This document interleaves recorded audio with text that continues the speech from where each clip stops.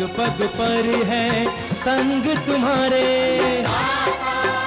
अन्नदाता। लहू किसानों का बन के पसीना सींचता है धरती का सीना। मेहनत का तेरी हक दिलवाने, नई तकनीक नई खोज बताने। पशुधन को गुणवान बनाना, पौध सुरक्षा को सिखलाना, खेती के सब गुर समझाने, भारत का सरताज बनाने। आठों पहर है संग तुम्हारे अन्नदाता अन्नदाता। नमस्कार, मैं सुरांधा आप सभी दर्शकों का अन्नदाता कार्यक्रम में स्वागत करती हूं। हमारे देश का किसान जन का पोषक है, वो श्रम का देवता है, अन्नदाता है। उसमें ही भारत की आत्मा निवास करती है। ऐसे ही किसानों की प्रगति के लिए हम खेती बाड़ी से जुड़ी हुई बहुत सी नई लाभकारी जानकारियां लेकर हर रोज सुबह आते हैं। तो चलिए कार्यक्रम शुरू करने से पहले देखते हैं क्या है आज के अन्नदाता में। मछली पालन में आहार व्यवस्था पर सुझाव।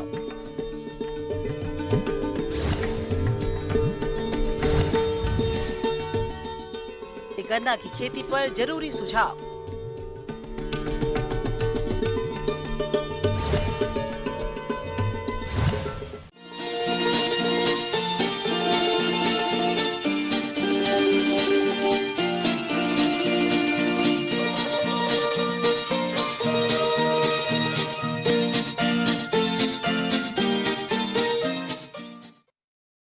मछलियों के सही विकास के लिए आहार की सही व्यवस्था बहुत जरूरी है, जिस पर विस्तार से जानने के लिए आपकी मुलाकात करवाते हैं डॉक्टर आनंद स्वरूप श्रीवास्तव से।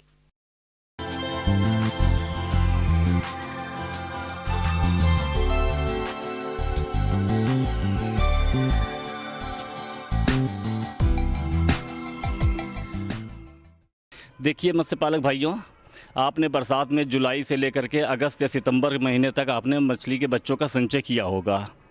किसी ने जीरे का संचय किया होगा, किसी ने अंगुलिकाओं का संचय किया होगा, और आज की स्थिति में सब के सब जो हैं वो अंगुलिका की स्टेज और उससे ऊपर की स्टेज पे आ रही होंगी।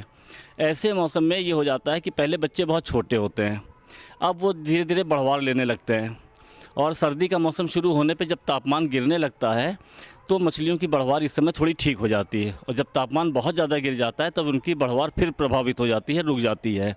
इनकी अच्छी पैदावार के लिए 25 डिग्री के आसपास का जो तापमान होता है वो सर्वथा उपयुक्त होता है।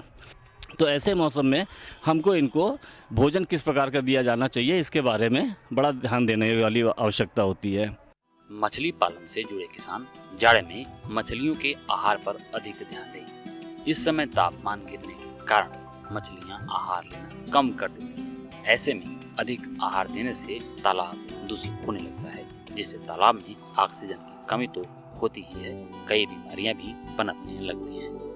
हम मछलियों को जो अपने यहाँ पालते हैं, रोहू है, कतला है, नैन है, सिल्वर कार्प है, ग्रास कार्प है, मिरर कार्प है, ये मछलियों की प्रजातियाँ हैं जिनको हम अपने तालाबों में एक साथ पाला करते हैं। इनके लिए हमको भोजन की व्यवस्था इस प्रकार से करनी चाहिए, जब मछलियाँ हमारे जीरे से बढ़ करके अंगुलिका की स्टेज पे आ जाती हैं तो सीधे भोजन ग्रहण करने लगती हैं।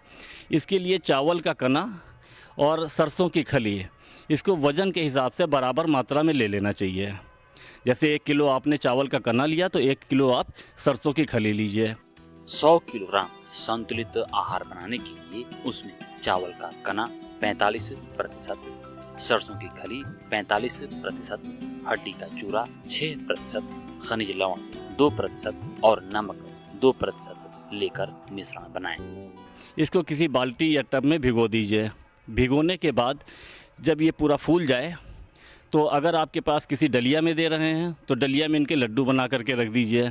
अन्यथा जो पतले छेदों वाली बोरी होती है, उन बोरी में इसको भर करके तालाब में एक निश्चित स्थान पर और निश्चित समय पर इनको देते रहना चाहिए। आमतौर पे देखा यह जाता है कि जितना हमारे तालाब में मछलियां हैं, उनके वज़न का लगभग 2% भोजन हमको अवश्य दे देना चाहिए, क्योंकि यही समय इनकी बढ़वार का होता है और इस समय ये भोजन खूब मात्रा में, अच्छी मात्रा में खाती हैं और अपना वज़न बढ़ाती रहती हैं। तालाब में इसको घोल करके कतई नहीं डालना चाहिए। बहुत से मत्स्य पालक होते हैं, ये जब चारा तैयार कर लेते हैं, भिगो लेते हैं और उसको पानी में डाल देते हैं। उनको लगता है कि हमने पूरा उनकी खुराक दे दी, लेकिन ऐसा होता नहीं है। मछलियाँ कुछ भोजन तो तुरंत ग्रहण कर लेती हैं, लेकिन ये वजन होने के कारण धीरे धीरे तलहटी पे जाके बैठ जाता है।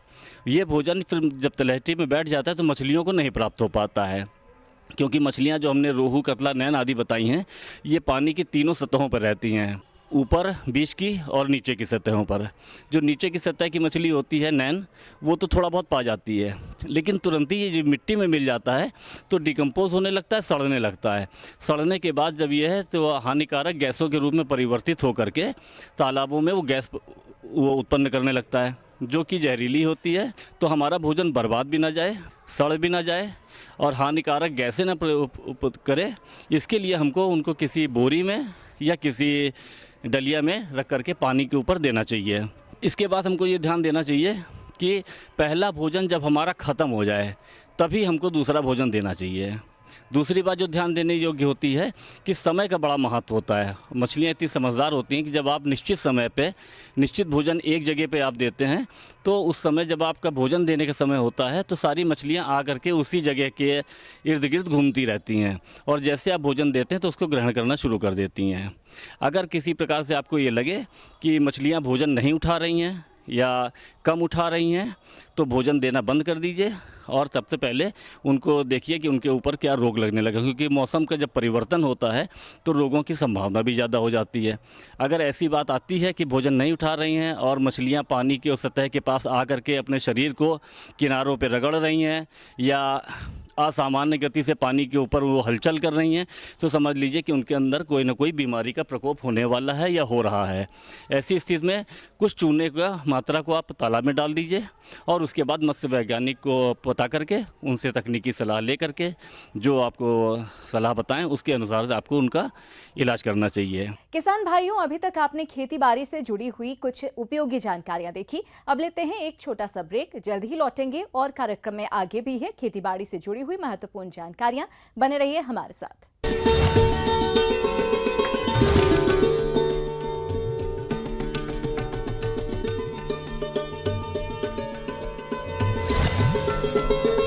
ब्रेक के बाद आप सभी दर्शकों का अन्नदाता कार्यक्रम में स्वागत है। चलिए अब रुक करते हैं अगली कड़ी की ओर।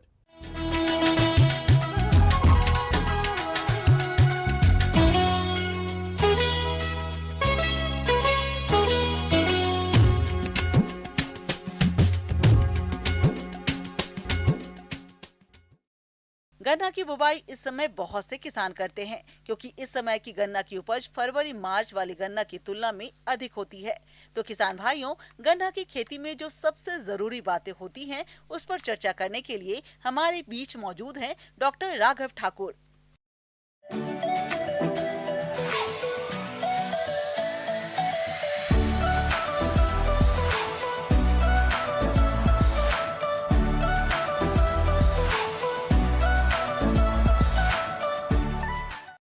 मैं आज आपको शरदकालीन गन्ना के संबंध में बताने जा रहा हूं।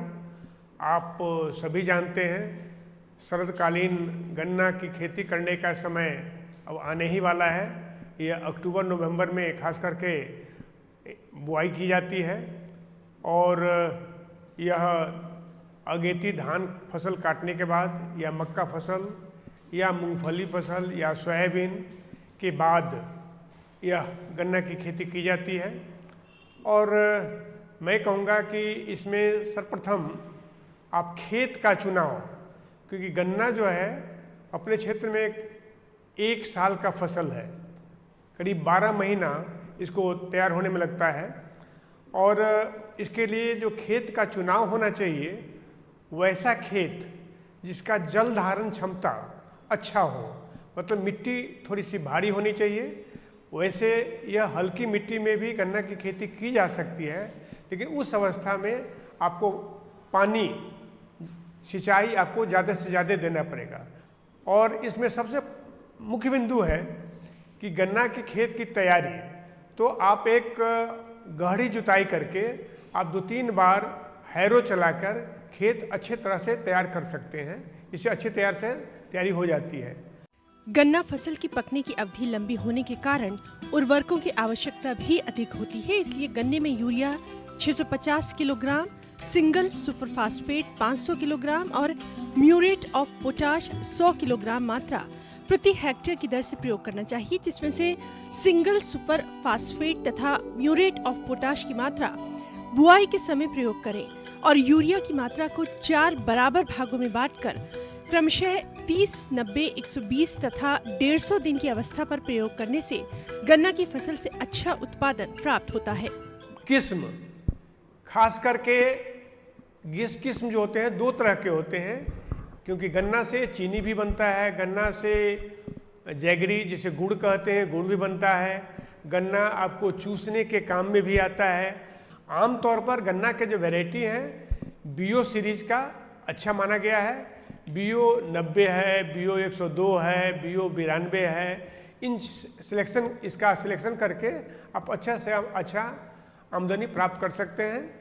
स्वस्थ गन्ना बीज का जो सिलेक्शन करेंगे तो स्वस्थ गन्ना को हम चुने और गन्ना का टुकड़ा जो हो कम से कम 2 से 3 गांठ वाला होना चाहिए, वैसे लगावे। 2 से गांठ हम इसलिए बोलते हैं कि गांठ पर ही आँख निकला होता है, तो यदि आप 2 से 3 गांठ वाले गन्ने के टुकड़े को लाइन में आप एक दूसरे के सटा के लगाएंगे, इसमें गन्ने के सेट माने टुकड़े कितने लगेंगे, तो 1 एकड़ गन्ना की खेती यदि हमें करनी है तो आपका गन्ना का बीज जो लगेगा मोटा मोटी 4 टन बीज लगेगा। गन्ना बीज की मात्रा बुआई पद्धति, कतार से कतार की दूरी एवं गन्ने की मोटाई के आधार पर ही निर्भर करती है। सामान्यतः गन्ना की बुआई के लिए 2 से 3 आंख वाले टुकड़ों की 75 से 80 क्विंटल प्रति हेक्टेयर बीज की जरूरत होती है। और गन्ना का टुकड़ा लगाने से पहले, क्योंकि गन्ना में कुछ बीमारी भी आते हैं, तो एक फंजीसाइड का नाम है एगोलॉल, तो एगोलॉल का सॉल्यूशन बनाएं। एगोलॉल का सॉल्यूशन करीब 0.25%, उसमें गन्ने के टुकड़े को दोनों सिरे को डिप करें तब लगाएं। तो यदि ऐसा लगाने से क्या होगा कि गन्ना में आपका बीमारी कम से कम लगेगा। और जब खेत तैयार हो गया तो इसकी बुआई के लिए आप करीब मैं कहूँगा 90 सेंटीमीटर पर पंक्ति खोदना चाहिए। पंक्ति कैसे खोदेंगे, तो आप हल चलाकर खेत के पाटा देने के बाद यदि आप हल चलाएंगे तो एक थोड़ा सा फरो टाइप का खुल जाएगा और वह एक लाइन से दूसरे लाइन की दूरी 90 सेंटीमीटर होनी चाहिए। तो यह तो अक्टूबर नवंबर में आप गन्ना का बुआई कर दिए। अब इसके बाद शुरू में क्या होता है कि गन्ने की बढ़वार स्लो होती है करीब 120 दिन तक, तो उस अवधि में आप मूंग का फसल या उड़द का फसल यह ले सकते हैं, या कभी कभी कोई किसान जो है गेहूं की भी फसल ले लेते हैं, तो उससे भी जो है आप गन्ना के साथ दूसरा फसल लेके आप आमदनी को बढ़ा सकते हैं। और जो गन्ना का प्रबंधन होगा उसी से आपके दूसरे फसल भी हो सकते हैं, तो एक साथ 2 फायदे हो रहे हैं। और यह गन्ना भारतवर्ष में किसानों के लिए आय का एक बहुत अच्छा साधन है, इसलिए मेरा सलाह आपका यही होगा कि अच्छे ढंग से आप शरदकालीन गन्ना की खेती करें और अच्छा से अच्छा मुनाफा प्राप्त करें। इन्हीं शब्दों के साथ मैं आप सभी को एक बार नमस्कार करता हूं और शुभकामना देता हूं कि आप इस पे गन्ना की फसल लगावें और अच्छा से अच्छा लाभ कमाएं। धन्यवाद। आगे और भी हैं खेती बाड़ी से जुड़ी हुई बहुत सी रोचक जानकारियां, पर यहां पर रुकेंगे एक और ब्रेक के लिए। जल्द हाजिर होते हैं।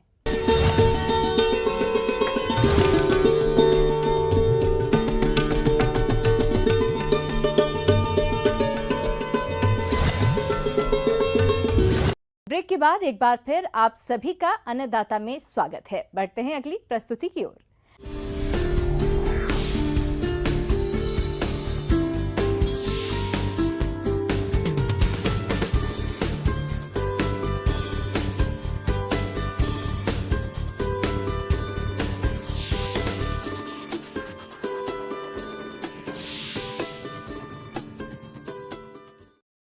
आजकल किसान जैविक खेती की तरफ बढ़ रहे हैं और जैविक खेती में कई प्रकार के कल्चर तैयार करके अपने फसलों के काम में ले रहे हैं। आज हम आपको ऐसे ही किसान से मिलवा रहे हैं जो इस विषय पर विस्तार से बता रहे हैं।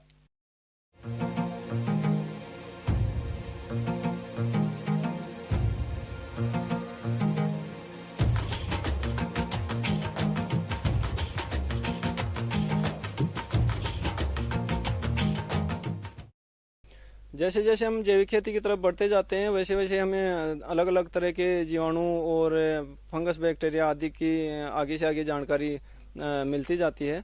तो उसी क्रम में जैविक खेती में हम काफ़ी कुछ तरह के बैक्टीरिया और जीवाणु खाद का हम उपयोग करते हैं। किसान भाइयों, जैविक खेती में कई तरह के कल्चरों का उपयोग किया जाता है और इन कल्चरों का उपयोग करके रोगों की रोकथाम करने के साथ साथ फसलों की उत्पादन क्षमता भी बढ़ा सकते हैं और जब मृदा उर्वर होगी तो फसलों की अच्छी पैदावार होगी और इससे अच्छी उपज मिलेगी। कृषि में कुछ कल्चर हैं, 3 तरह के कल्चर हम ऐसे कल्चर रखते हैं जो रोगोपचार में काम में आते हैं। में एक है ट्राइकोडर्मा, दूसरा है सुडोमोनास और तीसरा है पेसिलोमाइसिस। तो ट्राइकोडर्मा को मुख्यतः फंगिसाइड के रूप में हम काम में लेते हैं और सुडोमोनास को हम बैक्टीरिसाइड के रूप में काम में लेते हैं जैविक खेती में, और जो पेसिलोमाइसिस है उसको एंटी निमेटोड के काम में हम उसको लेते हैं। तीनों तरह की जो कल्चर हैं वो 3 तरह के रोगों में काम में आते हैं। उसके अलावा कुछ बैक्टीरिया और जीवाणु ऐसे होते हैं जो पोषण के रूप में काम में आते हैं। उसमें एक होता है एजोटोबैक्टर जो नाइट्रोजन के अवशोषण में काम आता है पौधे के लिए। दूसरा होता है पीएसबी जो फास्फोरस को उपलब्ध कराता है पौधे को, और तीसरा होता है केएमबी जो पोटास को मोबिलाइज करने के काम में आता है पौधे की जड़ों में। और एक चौथी तरह का एक और होता है वेम जो वेसिकुलर एपिस्कुलर माइकोराजा होता है। तो वो होता है जड़ों में जो पोषण को लेने की क्षमता बढ़ा देता है पौधे की जड़ों को। इन कल्चरों को आप बाजार से लाकर सीधे उपयोग में ले सकते हैं। इसके अलावा आप इन्हें डेवलप करके भी उपयोग में ला सकते हैं। इनको डेवलप करने का तरीका काफी आसान है। इन्हें किसान अपने स्तर पर आसानी से डेवलप कर सकते हैं। इन सभी जीवाणु और कल्चर को हम काम में लेने के लिए जो 2 तरह से काम में हम उसको डेवलप करते हैं। एक सीधा पानी में जो गुड़ और बेसन के साथ में उसको डेवलप किया जाता है, और दूसरा तरीका होता है जो वर्मी कंपोस्ट होता है या सड़ी गली खाद होती है उसमें उसको डेवलप किया जाता है नमी के साथ में। तो पानी के साथ में डेवलप करने के लिए उसमें 200 लीटर के एक ड्रम में हम 2 किलो गुड़ लेते हैं और आधा किलो करीब उसमें बेसन लेते हैं, और उसको कल्चर के साथ मिलाकर उसको करीब 6 से 7 दिन तक हम उसको ड्रम में रखते हैं, और सुबह शाम दोनों टाइम उसको हिलाते रहते हैं और धूप से बचा कर रखते हैं और छाया में रखते हैं। दूसरा जो गोबर में उसको डेवलप करते हैं तो उसमें गोबर में मिक्स करके उसमें 50% उसकी नमी की जाती है और छाया में रखकर उसको बोरी या टाट से उसको ढक दिया जाता है, और करीब 7 से 8 दिन तक के बाद में उसको दोबारा से उसमें पलटी निकाली जाती है जिसमें अच्छे से उसमें वो जीवाणु है वो डेवलप हो जाते हैं। और उसके बाद में हम अगर सीधा उसको बेड में अप्लाई करना चाहें तो बेड पर के ऊपर डाल सकते हैं, या बेसल डोज में काम में ले सकते हैं, या फिर ड्रिप के थ्रू अगर काम में लेना चाहे तो उसको पानी के ड्रम में घोल कर उसको छान कर ड्रिप के थ्रू भी हम काम में ले सकते हैं। किसान भाइयों, यदि आप इन कल्चरों का उपयोग अपनी फसलों में करते हैं तो कम खर्च में फसलों से गुणवत्ता युक्त अधिक उपज ले सकते हैं। इसके साथ ही इन कल्चरों के और भी बहुत सारे फायदे हैं।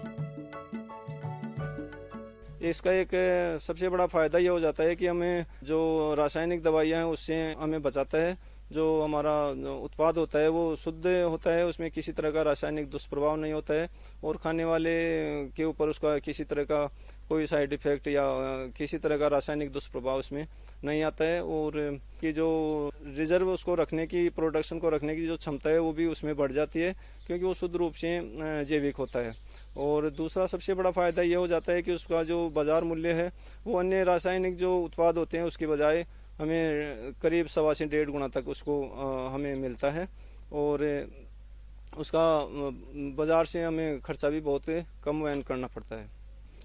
सावधानी इसमें रखने का दो तरीके होते हैं। एक तो इसको हमेशा सूर्य की सीधी धूप से हमें बचा कर रखना होता है, और दूसरा होता है जो गोबर में हम कल्चर बनाते हैं उसका नमी बना के रखना। तो इन दो चीज़ों का हमें विशेष रूप से गौर रखना होता है। और जब हम इसको बनाते हैं तो उसके करीब 20 दिन के अंदर अंदर इसको काम में ले लेते हैं। इसके बाद में इसके जीवाणु और जो कल्चर बैक्टीरिया वगैरह होते हैं वो ख़त्म होना चालू हो जाते हैं उसमें ड्रम में या उसी जगह।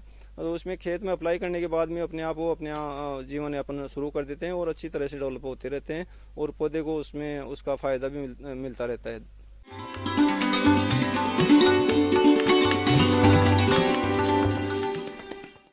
अन्नदाता हेल्पलाइन निःशुल्क फोन संपर्क सेवा के माध्यम से आपके द्वारा पूछे गए प्रश्नों में से एक या दो महत्वपूर्ण प्रश्नों को हम अपने कार्यक्रम में शामिल करते हैं। इसी के तहत आज का चयनित प्रश्न और उसका जवाब इस प्रकार है। आज की अन्नदाता हेल्पलाइन में हमने जिस प्रश्न को शामिल किया है उसे पूछा है उसलापुर जिला धमतरी के चंद्रशेखर ठाकुर ने। आपने अजोला के बारे में जानकारी चाहिए है, तो इसके लिए देखिए कार्यक्रम का यह अंश।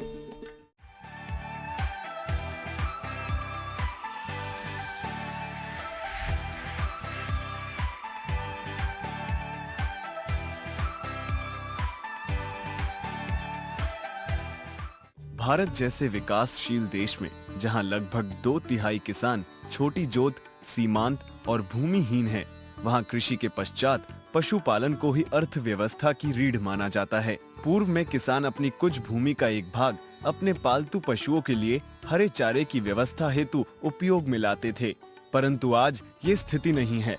साल के कम से कम 2/3 समय में हरे चारे की कमी है। ज्यादातर किसान जिनके पास कोई विकल्प नहीं है, परंतु फिर भी अपने दुधारू पशु जिसकी दुग्ध उत्पादन क्षमता 5 लीटर प्रतिदिन है, उसकी दैहिक आवश्यकताओं की पूर्ति एवं भरण पोषण के लिए 2 किलोग्राम दाना मिश्रण प्रतिदिन उपलब्ध कराने को मजबूर है। साथ ही किसान अपने घर के आसपास आसानी से उपलब्ध चीजें जैसे गेहूं का भूसा, चावल का कना इत्यादि ही पशुओं को खिलाते हैं। परिणाम स्वरूप तेजी से बढ़ती कुपोषण की समस्या और प्रति पशु प्रतिदिन का दुग्ध उत्पादन काफी कम है, और आज यहाँ तक कि बड़े व मध्यम जोत वाले किसान दुग्ध उत्पादन व्यवसाय अथवा पशुपालन से ही संबंधित दूसरे व्यवसायों की ओर रुख किया है। फिर चाहे जो भी हो, लेकिन इस समय अनावृष्टि और उपलब्ध सिंचाई जल की कमी भी पूरे साल चारे की आपूर्ति में बाधा। मैं किसानों के लिए जो काम करता हूँ उसमें मैंने गवर्नमेंट से ये सीखा कि यहाँ हमारे पास में KVK से जाके ये देखा तो कि पशुओं के लिए जो सबसे ज़्यादा पौष्टिक और किसान के लिए सबसे सस्ता एक पशुहार बनाने की जो जानकारी मैंने ली, उसमें एक ओजोला घास के बारे में मैंने जानना चाहा, और ओजोला घास मैंने जान करके मेरे घर पे जो उसका लगाया तो उसमें मुझे बहुत अच्छा फ़ायदा मिला। सबसे पहले मैंने ये जो देखा उसको लगाने की जो विधि मैं बताना चाह रहा हूँ कि मैंने गवर्नमेंट से इसके लिए संपर्क किया तो उन्होंने पक्की क्यारी पे 4,000 रुपये देने का अनुदान बताया, और मैंने वो अनुदान लिया भी। उस अनुदान में मैंने जो क्यारी जो बनाई उसकी साइज़ थी 20 फीट लंबाई, 4 फीट चौड़ाई और 1 फीट गहराई। उस अनुपात में मैंने उस क्यारी को तैयार किया। उसके बाद में उसमें 2 परात गोबर, 1 परात मिट्टी और उसको हिला करके उसमें आधा फीट के आसपास पानी भरा, और 2 दिन के बाद में उस पानी को बिल्कुल साफ करके उसमें जो कचरा था वो उठा करके और 1.5 किलो बीज उसमें डाला। उस बीज को मैं हर तीसरे या चौथे दिन हिलाता रहा, और उसके बाद में मुझे 15 से 20 दिन के अंदर 2 किलो बीज रोज का एक क्यारी का उत्पादन हो रहा है, और उसको मैं जानवरों को खिला रहा हूँ।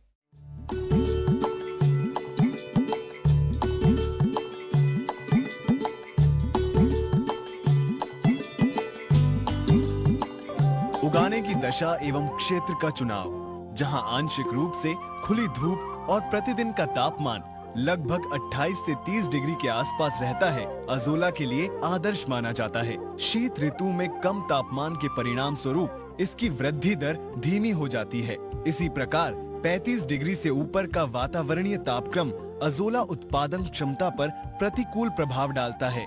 अजोला की वृद्धि या गुणन के लिए कितना क्षेत्रफल चाहिए, ये इस बात पर निर्भर करता है कि किस विषय उद्देश्य से अजोला का उत्पादन किया जाना है।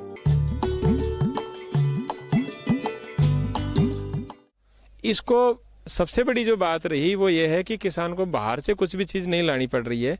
पानी उसके घर पे होता है, गोबर उसके जानवर करते हैं, मिट्टी आपके खेत में होती है और आपको थोड़ी सी मेहनत करनी होती है। इसी में आपको एक अच्छा, जो आज बहुत महंगा पशु आहार आप बाहर से ला के दे रहे हैं, उससे ज़्यादा पौष्टिक है और बहुत कम मेहनत में ये तैयार हो रहा है। तो मैं ये चाहूँगा कि किसान को इस बारे में ज़्यादा से ज़्यादा जानकारी मिलनी चाहिए। किसान भाइयों, अन्नदाता आपकी सेवा के लिए संकल्परत है। कृषि संबंधित समस्या एवं सुझावों के लिए आप हमें इस पते पर संपर्क कर सकते हैं। प्रोड्यूसर अन्नदाता, news 18 Madhya Pradesh Chhattisgarh, Ramoji film city Hyderabad 501512। साथ ही आप हमें ईमेल भी कर सकते हैं। हमारा ईमेल है p18annadatamp@nw18.com। इसके अतिरिक्त आप हमें निःशुल्क हेल्पलाइन नंबर पर सोमवार से शनिवार सुबह 10 बजे से शाम 4 बजे के बीच संपर्क कर सकते हैं। किसान भाइयों, अब समय हो रहा है आपसे विदा लेने का, तो हमारी पूरी अन्नदाता टीम को दीजिए इजाजत। कल फिर आपसे मुलाकात होगी कृषि संबंधित कुछ और महत्वपूर्ण जानकारियों के साथ। नमस्कार।